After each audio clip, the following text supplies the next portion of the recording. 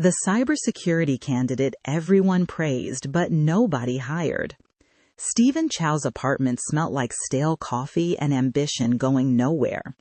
It was a one-bedroom in the Koreatown neighborhood of Los Angeles, third floor, facing the alley. The window above his desk looked out on a brick wall and a rusted fire escape where pigeons argued every morning before he'd had his first cup. He paid $1,200 a month for the privilege, which was $40 more than he'd paid the year before and $200 more than the year before that. The building manager, a round, cheerful man named Mr. Vargas, who wore the same UCLA windbreaker in every season, kept apologizing for the increases, the way people apologize for the weather. There was nothing personal in it. It was simply what things cost now. Steven understood the logic. He just wished his income had absorbed the same understanding. He was 31 years old. He had no wife, no children, no car payment because the Civic he drove was paid off and barely worth insuring. He had a second-hand desk he'd bought from a woman on Facebook Marketplace who was moving to Portland and couldn't take it with her. He had a monitor that was technically the same model his old community college computer lab had used. He had a desk lamp, a mechanical keyboard he treated himself to after passing his 4th certification exam, and a shelf. The shelf was the thing. He had built it himself from a kit, 2 planks of pressboard, and a set of metal brackets he'd anchored into the drywall with 3-inch screws. It ran the length of the wall above his monitor, 5 feet of horizontal ambition, and it was lined from one end to the other with framed certificates and plaques. Not the kind of shelf where a person might display a sports trophy or a photograph from a meaningful vacation. This was a shelf built for credentials, and it held them proudly, wall to wall, the way a law school hallway displays its distinguished alumni.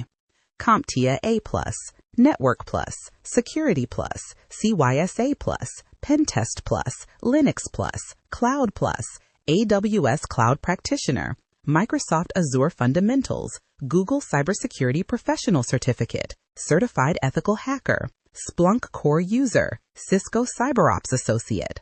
A cluster of vendor-specific training certificates, each one representing a weekend swallowed whole, an exam fee charged to a credit card that he had since paid down twice and run back up again. A handful of course completion printouts he'd had laminated at the FedEx on Vermont Avenue because he'd been too frugal to buy proper frames. And several others, he had lost count. Most people who came into the apartment and saw the shelf would have nodded with something approaching reverence. His mother had taken a photograph of it when she visited the previous Thanksgiving, and she'd sent it to her sister in Guangzhou with a caption that translated roughly as, "My son studies very hard." His aunt had sent back a voice note saying he looked like a doctor. His mother had not corrected her. Steven didn't tell either of them how many jobs he had applied for. He didn't tell them about the rejection emails.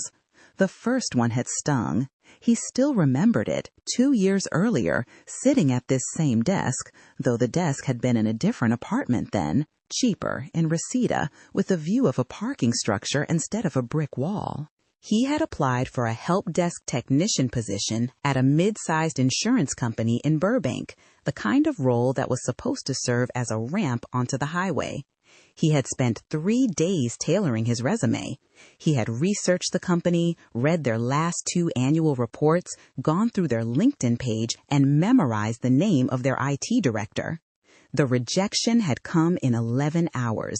Auto-generated. Thank you for your interest. We will keep your information on file.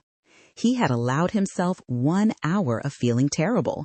Then he had enrolled in his next course. That was how he operated. Every rejection was treated as a data problem. Somewhere in his qualifications was a gap, and the gap needed to be filled. He approached his career the way a general might approach a siege, methodically, patiently, with an absolute conviction that if he just applied the right amount of sustained effort, the gates would eventually open. What nobody had told him, and what no certification course had ever addressed, was that the gates he was attacking might not be the gates that actually led anywhere. By the time the rejection arrived for the Tier 1 security analyst position, The one that paid less than the warehouse jobs he occasionally browsed at 2 in the morning when his anxiety got the better of him? Steven barely flinched. He read the email. He set his phone face down on the desk. He looked at the shelf. We've selected candidates whose experience more closely aligns with our current needs, the recruiter had written. Her name was Jennifer. Jennifer had a profile photo on LinkedIn where she was smiling at a conference table. She had written the same message, or a variation of it, to Steven at least 11 times over the past 3 years. Different Jennifers, same message. The position had required 1 year of experience. 1 year! Steven had been studying cybersecurity for 4 years. He had passed exams that working professionals with a decade of industry experience sometimes failed on the first attempt. He knew the MITRE, AT, and CK framework the way some men knew baseball statistics. He could walk through the OSI model in his sleep, and occasionally did. He'd had a dream once about a data packet getting stuck at the session layer and had woken up genuinely troubled. None of it mattered to Jennifer.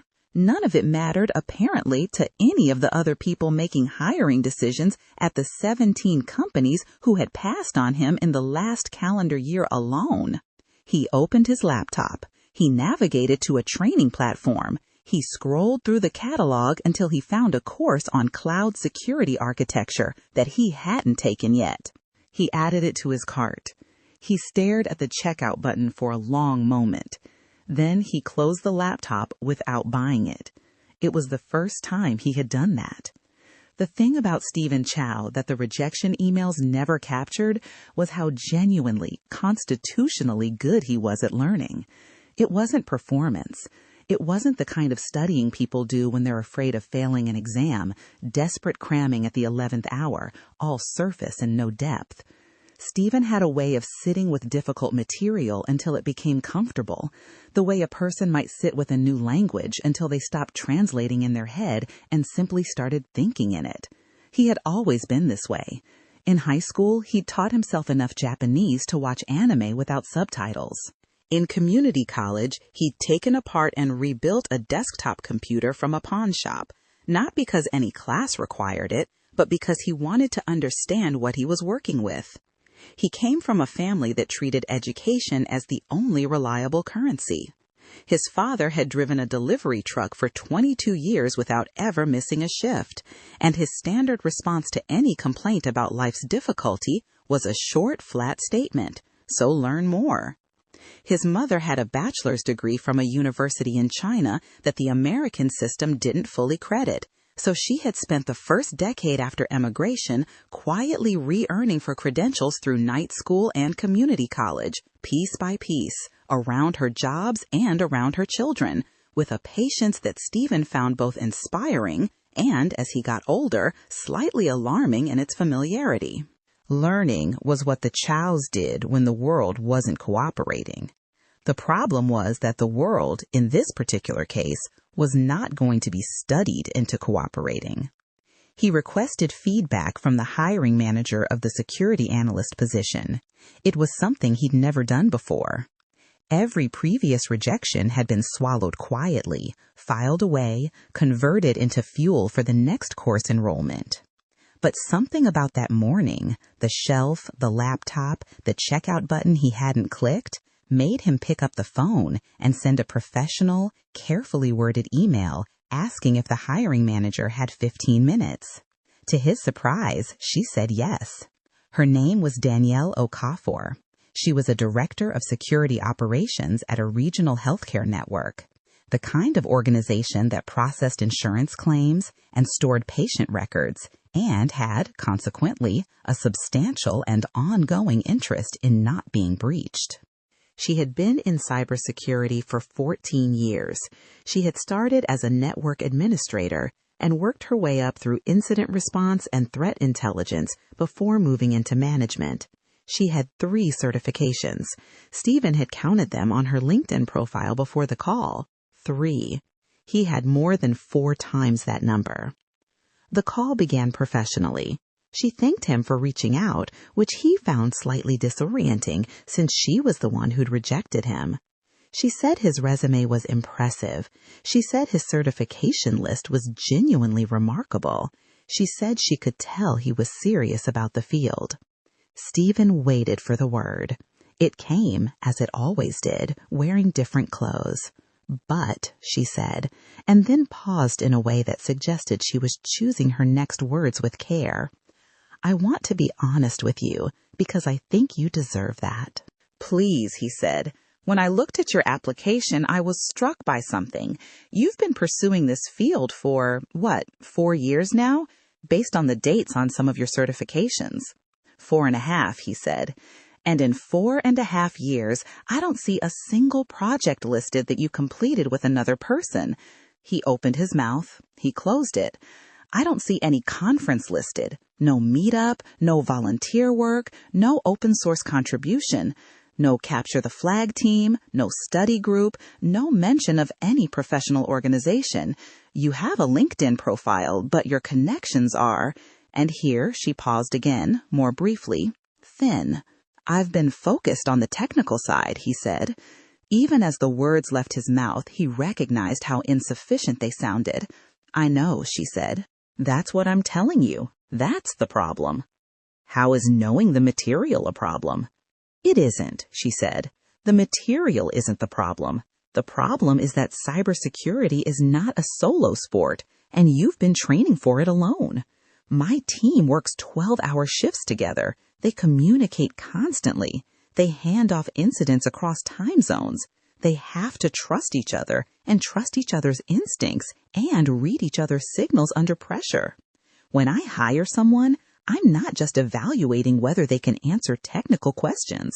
I'm evaluating whether they can function as part of a team that is, at any given moment, potentially in the middle of something very serious." Steven said nothing. "You have a lot of knowledge," she continued, "but knowledge and experience aren't the same thing. And community, actually being known by people in this field, that's a form of experience too. It's the kind that doesn't show up on any exam." After the call, he sat at his desk for a long time without moving. Outside, the pigeons on the fire escape were quiet for once. He went back through his records that evening. He kept a spreadsheet, of course he did, tracking every application, every exam fee, every course enrollment. He had started it when he began pursuing cybersecurity seriously and had maintained it with the same obsessive consistency he brought to everything else. When he sorted by date and scrolled through the entries, the pattern that emerged was so obvious that it embarrassed him. In 4.5 years, he had spent approximately $19,000 on certifications, training courses, exam vouchers, and study materials. He had attended 0 industry events. He had 0 professional mentors. He had contributed to 0 open source projects. He had, in the entire span of his cybersecurity education, exchanged meaningful professional conversation with approximately 4 people. 2 online forum users whose real names he didn't know, a fellow student from a boot camp he'd briefly attended who had since moved to Montana and become a database administrator, and a professor from a community college course who had since retired. He closed the spreadsheet. He sat in the dark for a while. Then he searched online for cybersecurity meetups in Los Angeles. The first one was held in a co-working space in El Segundo, near the airport, on a Tuesday evening in October. He closed the spreadsheet. He sat in the dark for a while. Then he searched online for cybersecurity meetups in Los Angeles. The venue was the kind of place that rented out conference rooms by the hour and had a wall covered in motivational typography. A particular shade of teal was involved, and a kitchen that smelled like someone had recently microwaved fish. About 40 people had registered. Roughly 30 showed up.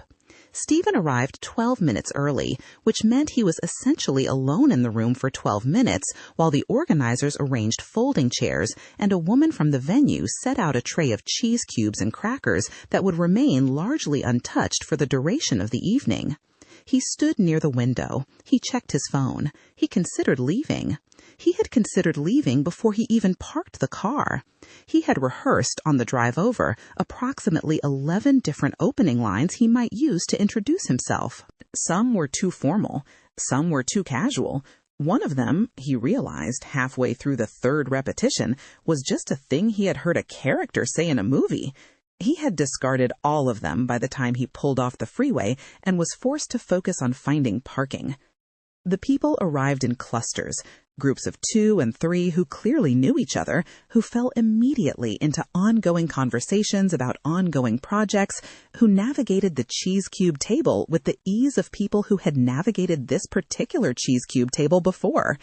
Stephen watched them. He cataloged them the way he cataloged study material, not with hostility, but with the careful, detached attention of someone trying to understand a system from the outside. A woman in a blazer over a band t-shirt was talking about a pen testing engagement she'd just wrapped up. 2 men near the door were debating whether a particular seam platform was worth the price. Someone near the back was showing something on their laptop to a small audience that had formed spontaneously around them. Everyone here knew something Stephen knew. Everyone here also knew something Stephen didn't. That realization, that he was in a room full of peers rather than a room full of superiors or subordinates, was so novel that it took him several minutes to process it. He was still processing it when a woman appeared at his elbow. "First time?" she said. He looked at her. She was maybe 35, Indian, with the kind of alert, unhurried expression that suggested she was someone who paid attention to things. She was holding a paper cup of coffee, and she had a sticker on her jacket that read Priya, with a little crown of circuit board icons around it. "Is it that obvious?" he said. "You've been standing in the same spot for 20 minutes, she said, without apparent judgment. "The cheese is also in the opposite direction, which means you weren't drawn over here by the refreshments." He laughed. It surprised him. He hadn't expected to laugh.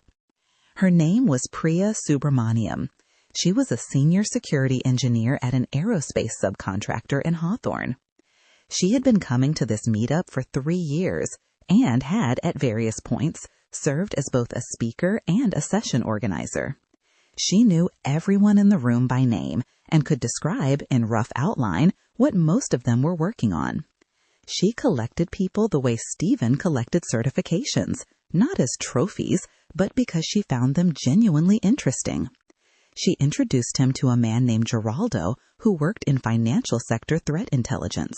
Then to a woman named Keisha, who had just moved from SOC analyst to incident response and was navigating the adjustment. Then to a retired Navy guy named Frank, who had transitioned into cybersecurity 6 years ago and now ran the security program for a regional hospital system and had opinions about healthcare network segmentation that he was extremely willing to share. Within 45 minutes, Stephen had spoken to more cybersecurity professionals than he had in the previous 4 years combined. He did not discuss his certifications once. Nobody asked. What they asked about was his home lab. What they asked about was what problems he'd been chasing. What they asked about was what parts of security genuinely interested him, not as career positioning, but as intellectual territory. What kept him up at night in a good way? What puzzles he found himself returning to? And Stephen found, to his own surprise, that he had answers to those questions, real ones. He went back the following month, and the month after that. By January, he had also started attending a chapter meeting of a professional security association that convened on the second Thursday of every month in a conference room at a downtown law firm that donated the space. The attendance was smaller, never more than 20 people, but the conversations ran deeper. These were practitioners who had been in the field for 10, 15, 20 years, who remembered the industry before cloud infrastructure existed in its current form, who had watched the threat landscape shift in real time and had adapted or failed to adapt and had learned from both. Stephen listened more than he talked. This was not a natural posture for someone who had spent 4 years being the most prepared person in the room. But it turned out that being the most prepared person in the room was a very different thing from being the most knowledgeable person in the room, and the difference was humbling in a way that turned out to be useful. He volunteered to help organize a Capture the Flag competition for university students, an annual event the chapter sponsored that paired working professionals with student teams for a weekend of structured challenges. His role was administrative at first, managing registration, coordinating venue logistics, liaising with the faculty sponsor at Cal State LA. But on the day of the event, when one of the professional mentors dropped out at the last minute, he stepped in. He spent 6 hours guiding a team of 4 undergraduates through a network forensics challenge. They didn't win. They came in 4th out of 9 teams, which, given that 2 of the other teams included graduate students with research backgrounds, was a result the students were considerably happier with than Steven had expected. At the end of the day, a junior named Marcus, who wanted to work in threat intelligence, shook Steven's hand and said, "That was the best explanation of packet analysis I've ever heard." It was the best professional feedback Steven had ever received. He drove home on the 110 with the windows down, even though it was February and cold by Los Angeles standards, which meant it was 62 degrees and perfectly reasonable to have the windows down. Several things changed in the spring. The first was that Priya, who had become something approaching a friend, they texted occasionally, met for coffee twice, had once spent 3 hours on a video call walking through a lab exercise Steven was building, mentioned to him that he seemed to be specializing, almost without realizing it, in detection engineering. Not pen testing, not general society work, not cloud security broadly. Detection engineering, the specific discipline of designing, building, and tuning the rules and logic that security monitoring systems use to identify threats. The people who decided what the CM looked for and how and why and what it did when it found something. The people who sat at the intersection of threat intelligence and operational data and turned abstract knowledge into concrete, actionable alerts. "You talk about it differently than you talk about other things," Priya said. They were at a coffee shop in Culver City on a Saturday morning. She wrapped both hands around her mug in the way she always did, like she was anchoring herself. "When someone brings up detection engineering, your whole face changes. It's like you get less careful." "What does that mean?" he said. "It means you stop performing knowledge and start thinking. There's a difference." He thought about that for a long time. He looked at his certification shelf from a new angle. Most of those certifications were general, vendor-neutral, broad spectrum. He had earned them because job postings listed them, and job postings listed them because they were common denominators, the minimum viable proof that a candidate had engaged with the material. But the people he'd been meeting, the people who were doing interesting work, who were being recruited rather than applying, they were not generalists. They were specialists with broad foundations. They had gone deep in one direction while maintaining enough peripheral knowledge to function across the field. Steven had done the opposite. He had gone broad in every direction and deep in none. He had been building a credential resume for a job market that actually hired on demonstrated expertise. The certifications had signaled effort. They had not signaled mastery. He enrolled in no new courses that spring. Instead, he built things. He rebuilt his home lab from scratch with a focus on detection use cases. He wrote detection rules. He documented them. He broke them and fixed them. He wrote about what he was doing, not for a blog at first, just for himself, the same way he might take notes in a study guide. And then, because Geralago from the meetup group had suggested it, he started posting those documents publicly on GitHub. Nobody read them at first. Then a few people did. Then someone from a security forum shared one of his posts, a walkthrough of building a detection rule for a particular lateral movement technique. And for 2 days, he had more visitors to his GitHub profile than he'd had in the previous 2 years combined. The second interview was the one that nearly broke him. It was for a detection engineer position at a mid-sized managed security service provider in Irvine. Real work, the kind of role where someone actually built and maintained the detection logic that protected client environments. The job posting listed a salary range that was twice what he'd been applying for previously. He didn't think he was ready when he applied. He thought he was probably reaching. But Priya had read the posting over his shoulder and said flatly, apply for it, and her tone did not suggest the matter was open for discussion. The first interview was a phone screen with the recruiter. It went well. He was direct, he was specific, he knew the vocabulary of the role